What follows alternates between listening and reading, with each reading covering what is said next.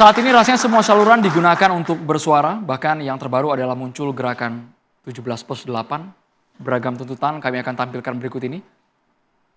Ikram, ini sama dengan poin-poin tuntutan teman-teman BMSI? 17+8 tuntutan rakyat, transparansi, reformasi, dan juga empati. Ya, terkait dengan 17+8 ini mungkin akumulasi ya dari semua tuntutan dari seluruh Indonesia. Nah, justru kami sebagai mahasiswa membersamai semua poin tuntutan 17+8 ini. Ini saya rasa ini memiliki makna yang sama namun dengan bahasa yang berbeda. Nah, saya pastikan mahasiswa ada di sini untuk memperjuangkan 17+8, mungkin sekian. Sumbang sih dengan mahasiswa selaras ya, Ikram ya. Saya boleh ke Mbak Tejo. Mbak Tejo, melihat aksi yang kemarin berlangsung pada akhir Agustus 2025 dari kacamata seorang budayawan, Mbak Tejo apakah melihatnya terkejut? Bukan hanya ada aksi, tapi di sana ada aksi penjarahan pula. Rumah-rumah legislator yang dituding selama ini mungkin jumawa di mata rakyat, sekalipun mereka sudah menyesal meminta maaf. Mbak Tejo. Ya, Andromeda. Jadi di Agustus ini saya tiba-tiba ini Pak Selamat Ginting. Selamat apa selamat sih? Selamat ya, selamat orang Jawa ya. Jadi tertarik pada orang bawa 17 Agustus tahun 45, ini kan 17.8. Dulu kalau kita nyanyi 17.8 tahun, ada seniman bisa kamu cek di TikTok, Henry kalau nggak salah namanya, seniman Tegal. Itu nyanyinya pas banget, diminorkan. Jadi pas. 17.8 Agustus tahun 45, itulah hari kemerdekaan kita. Jadi sedih nyanyinya, banyak orang nangis. Memang suasananya jadi 17, mungkin Bang Kodari kalau nyanyi itu juga enggak. Nah, kesan saya adalah Pak Prabowo juga dan mungkin Pak Menhan juga agak salah ucap itu, menghimbau supaya demonstran tidak membakar, tidak merusak. Menurut saya itu salah sasaran himbauannya, Andromeda. Demonstran itu nggak akan merusak. Yang merusak pasti penumpang gelap. Gitu loh. Gitu. Yang pembakar pasti penumpang gelap. Apa buktinya Jiwotijo ngomong gitu? Ya buktinya demonstran itu kerjanya demo. Kalau pembakar ya bakar gitu. Mereka bukan demonstran berarti. Berarti kalau nggak bakar sate ya bakar gedung. Dan anehnya kebakarannya kok jadi terlokalisir ya, kok nggak meluas ya.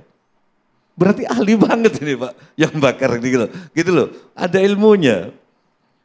Dan kebetulan saya suka, nggak tahu di Aceh, pasti ada kesenian rakyat, kalau di Jawa ada kesenian rakyat namanya Jakatingkir. Jakatingkir itu supaya dia dapat kedudukan kekuasaan, dia dilengserkan oleh seorang sultan, tiba-tiba dia membuat kerbau itu ngamuk di mantra-mantrai, disebut Kebuan Danu, Maison Danu, dia ngamuk di Demak, nggak ada yang bisa menyelesaikan kecuali dia sendiri. Setiap kali ada kebakaran-kebakaran ini, saya selalu ingat jangan-jangan ini yang bikin adalah orang yang dia sendiri yang bisa menyelesaikan. Dia sendiri yang bisa menyelesaikan. Dia yang punya. Ya Jakatingkir tadi ada kerbau, ini di kupingnya dikasih tanah lempung, terus dikasih mantra-mantra, ya itu kan perumpamaan aja kan. Wah itu ngamuk. Nggak ada petinggi yang bisa menyelesaikan kecuali Jakatingkir. Kita selalu waspada gitu teman-teman. Jadi saya setuju sama Ikram tadi. Mungkin sore sudah pulang, tapi ada penyusup, tapi terus pemberitaannya ada kebakaran. Terus ada imbauan, nanti jangan bakar-bakar, jangan. Kalau mengimbau gitu, mestinya saya usul ke Pak Mas Kodari. Hei para pembakar jangan ngebakar ya, bukan para demonstran. Demonstran nggak gitu. Jadi hal lain adalah soal penjarahan teman-teman mahasiswa. Ada banyak yang bergeser nantinya. Waktu zaman Pak Jokowi soal ijazah, saya oke lah saya nggak ikut-ikut, tapi bergeser tiba-tiba aja Pak Selamat, tiba-tiba ijazah sebagai kejujuran waktu di KPU menjadi ijazah sebagai Tuhan. Seolah-olah orang itu hanya sukses atau enggak pada ijazah. Yang saya takut dari soal ijazah adalah orang menuhankan ijazah. Saya hidup tanpa ijazah. Banyak teman saya di ITB yang nggak ngambil ijazah juga. Saya takutnya itu. Nah, pada kasus ini Saya berusaha Bu Mira untuk tidak melihat video penjarahan. Saya bukan ulama tapi saya ijtihad, kalau penjarahan itu haram berarti melihat penjarahan itu haram.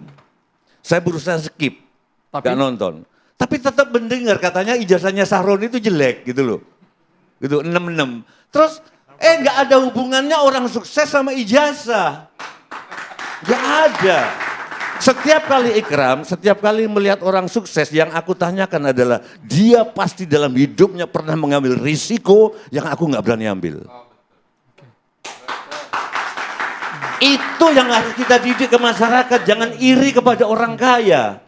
Saya pernah syuting di nggak usah saya sebut namanya, dia pengusaha batik di jalan utama di Solo. Rumahnya kecil masuk, begitu masuk itu 2 kali lapangan bola. Pertama saya iri, Mas, tapi lama-lama dia pasti pada tahun 70-an, 60-an mengambil risiko yang Sujiwo Tejo jadi pengecut gak berani ambil. Jadi nggak ada alasan, cuman begini, pertanyaan saya justru ke Pak Askodari. Kita berteman dan saya tahu bahwa sampean sangat membela Jokowi kan.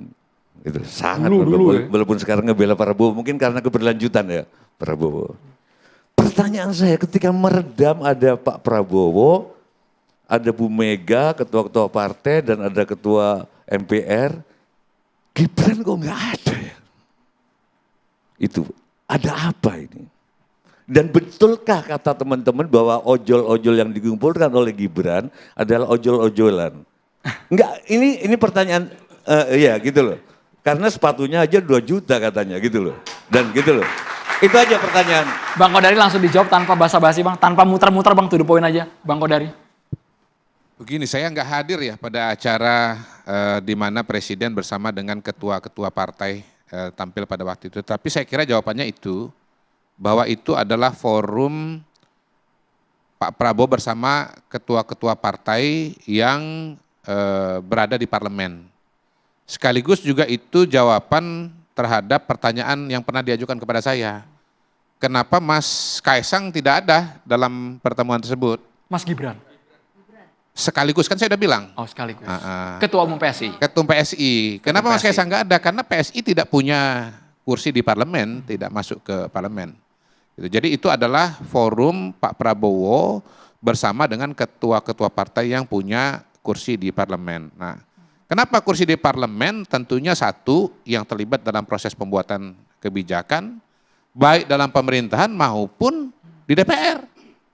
Karena wakil-wakil dari partai politik yang ada di DPR itu ketua umumnya adalah mereka-mereka yang berdiri bersama Pak Prabowo. Dan itu juga yang menjelaskan kenapa di situ ada Pak Bahlil, ada Pak Zulhas gitu. Tetapi kok ada Bu Mega juga? Karena memang forumnya bukan forum pemerintah, tetapi forumnya adalah forum yang di mana Pak Prabowo bersama dengan ketua-ketua umum partai. Gitu. Kenapa tidak ada wapres tadi, Bang Kodari? Ya, kan presiden sama wakil presiden satu paket. Begitu aja kok repot. Saya sendiri kalau ada acara, biasanya kalau ada Pak Kastap saya nggak perlu hadir lagi. Besok nih ada acara nih, ya meninjau perumahan, ya yang beberapa hari selalu hadir. Saya beberapa hari lalu hadir, Pak Kastap nggak ada. Besok itu Pak Kastap hadir, saya ngapain hadir juga? Karena antara kepala dengan wakil itu adalah satu paket Pak. Supaya tidak redundant, supaya tidak tumpang tindih. Bu Mira dari buruh juga dilibatkan oleh Presiden Prabowo Subianto. Pertanyaan berikutnya, yang nomor 2 pertanyaannya apa? Wapres. Ojol-ojolan tadi Saya kan. juga nggak bisa ngomong. Kita kalau nggak hadir di tempat itu, kita jangan terlalu sok tahu ya. Ini Ikram bisa cerita karena ada di lapangan ya Ikram ya.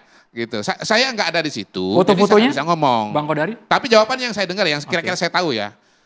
Mas Gibran itu mau ketemu dengan ojol, lalu komunikasi dengan apa tuh namanya aplikator itu, Gojek ya, Gojek. Nah komunikasi dengan aplikator yaitu Gojek begitu. Nah Gojek mengirimkan orang-orang tersebut. Perwakilan ya. Perwakilan. Nah siapa yang datang? Ya tergantung kepada Gojek. Mas Gibran juga belum tentu hafal. Karena kami ingat betul Presiden Prabowo mengundang semua pihak, bukan hanya ojek online, tapi buruh juga dilibatkan. Bu Mira harus bersuara di Catatan Demokrasi. Sesaat lagi Bu.